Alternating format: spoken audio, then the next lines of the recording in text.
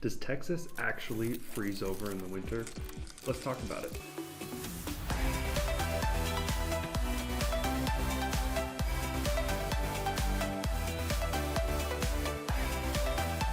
My name's Connor Olson. I'm a realtor here in Austin, Texas. If you have any questions about relocating to the Austin area, feel free to reach out. My contact info is right there. So I was not planning on filming this video today, but because of current events, I thought, might as well.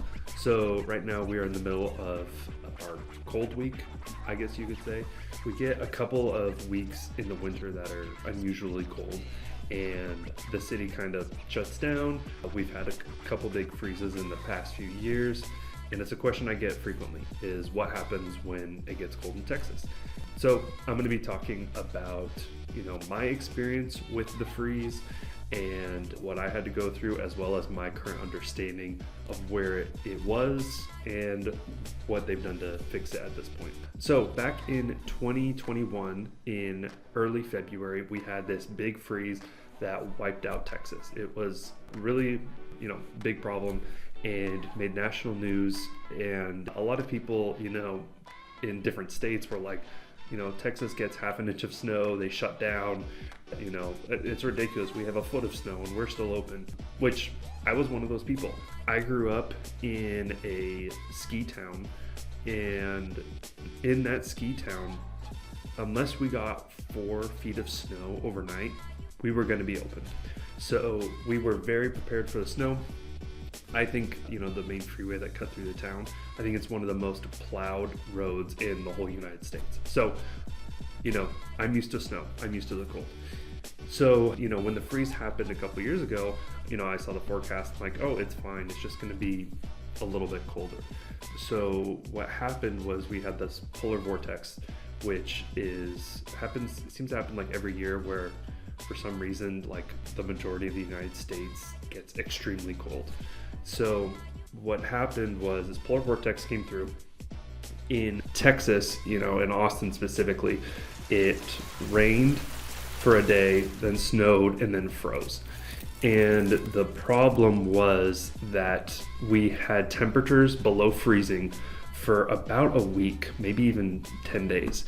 So, the ice, the roads were covered in ice. We don't have snow plows in Texas because, this is like a once in 50 year storm. It's very not common. And when it does get below freezing, typically we get out of freezing within a couple days. So it's usually not that big of a deal. So usually, the city shuts down, kids get school off, you stay home, it's fine. What happened with this freeze, the main problem was most of Texas lost power. So a little bit of backstory. This is all my understanding. I'm not an expert in this. There's 3 main power grids in the United States.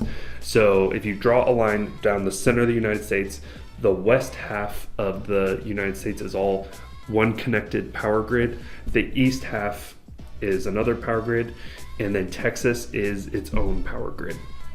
So, for example, let's say you live in New Mexico, and for some reason you need extra power, more power than you generated in your state.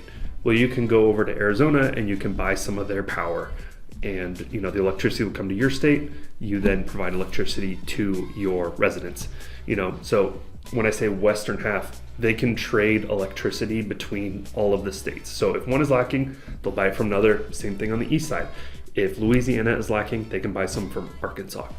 I don't know how that works, but that's my understanding. Texas decided that they wanted to be their own power grid. I think partially because they have so much oil and natural gas that they wanted to, produce it themselves. They wanted to use it themselves. So they're basically like an island of energy. So that means that if Texas needs power, we can't go to Louisiana and buy power. We can't go to New Mexico and buy power. We consume all the power in Texas. So what happened was the places where we get electricity from, which is largely natural gas, oil, and some smaller renewable energy resources like wind turbines and solar turbines, they had supply lines of water that they heat up the water, they burn moves the turbine, and we get electricity. those supply lines froze because Texas started decreasing the regulations on what was needed for their infrastructure. I think partially because we have our own power grid, so we can make our own rules. So those started freezing. We started losing power. There's less power being generated. More people wanted power because homes were colder. It takes more electricity to run your furnace. So demand was extremely high, supply was extremely low. So what happened was we started getting blackouts. So blackouts, is where you don't have electricity for an extended period of time. So there were people who went 5-6 days without power. And I've seen pictures of people's thermostats in their house and it says 40 degrees. It's 40 degrees in their house and it's about 25 degrees outside. So what that ended up doing is a lot of people didn't have power, they didn't have heat, they didn't have fireplaces, and unfortunately people died. It was too cold in their home, they got hypothermia, and unfortunately a lot of people passed away. And like I said, this was going on for 7 days. There were places that did not have power because they were in a certain zone that was not vital to keep running. For example, my home that I was in was next to a hospital.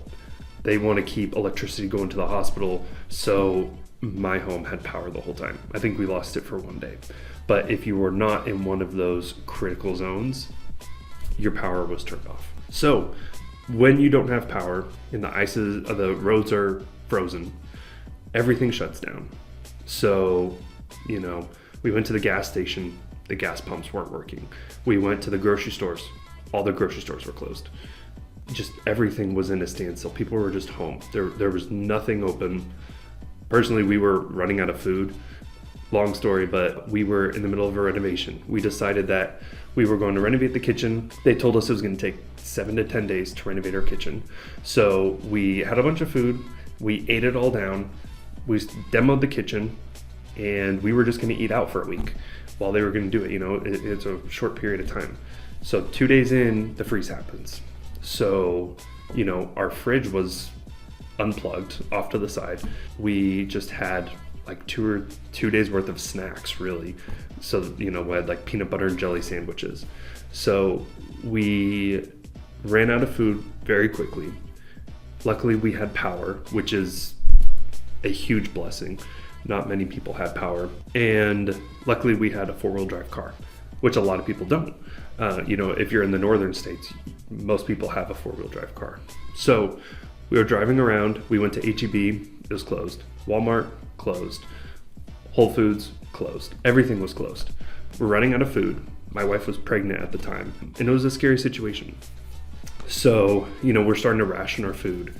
We're probably 3 days in. Things are starting to lighten up a little bit. I believe the high was like 34 degrees that day, but still a lot of people didn't have power, and it was still a scary time. So then, we're driving around looking for anything that's open. And right next to our house, there is a Taco Bell. And there was a truck in the drive-thru. And we're like, maybe it's open. Nothing else is open. We have no food. So we went. We get to the drive-thru and there's a person there. And she said, hey, just so you know, I'm the only person here. I have no one else working. So whatever you order is going to take a long time. We said, don't even worry about it. We're so grateful you have food.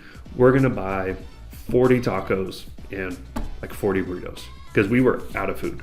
We were on our last day. We were close to, I don't know where we were gonna drive, Louisiana probably. So we were running low. So she's like, great. Takes her 20-30 minutes to make this food. We happily took it, went home, ended up eating Taco Bell for the next 3 or 4 days. It was actually so cold and we didn't have a fridge that we just ate our tacos, then put the bag outside because it was cold enough to be a refrigerator outside. So like I said, every grocery store was closed. Then when the grocery stores got electricity back, all their food had spoiled. So then they started throwing away all their food that wasn't shelf stable. And their shipments of new food then had to come by truck, but the roads are still frozen. So, even though they were still they were open, they had, they didn't have any produce or anything like that. Then they had to wait a couple days for the roads to unfreeze, for then the trucks to come back in. And it was just a big mess. So a couple things that I have learned from that experience that now I take going into, a cold weather day like this. It's not even that bad. The high is 40 degrees and it's supposed to rain for the next 2 days. So I'm not worried. I'm driving the 4-wheel drive car today and I don't think it'll freeze, but there's still some of that there's still some of that PTSD, I guess you could say, of people who went through the rough time, who didn't have power for a week, who didn't have water because their pipes froze, and they're scared. So every time we get a freeze that rolls in now, people are scared again. So here's what I do to prepare now. When it's winter time, I don't let my tank get below a half gallon, or not half gallon, a half tank of gas. So that's the first thing I do. The second thing is I now have food storage where I believe we have at least a week worth of food that we can eat, shelf stable things like cans or maybe like rice, things like that. I have a camp stove that I can cook food on, if I needed to. We have water. I believe you need like a gallon of water a day per person. So we have these big jugs of water that we fill up, which reminds me I need to fill that up. And, I think we're good on blankets and warmth and things like that. But that's what I'm doing to prepare now. So here's what you need to know if you're relocating from a different area. It happens every year. Most of the time, it's not a big deal. Again, that storm was like 1 in 50 years. It's very unlikely that's going to happen again. And when it does snow or get cold below freezing, typically it's only for a couple days and then it comes back out. Typically in the winter time, our high is 50 to 60 degrees, so it's usually not that bad. But it is important to be prepared. A lot of people I know bought generators for their homes after that. They store extra gas in their house for their cars and their generators. So all to say, that's what happened. That's my understanding of the situation. And that's how you can prepare if you find yourself here in the wintertime. So that's it on the Texas freeze and how to prepare. If you have any questions, feel free to reach out. And thank you so much for watching, and I'll catch you in the next one.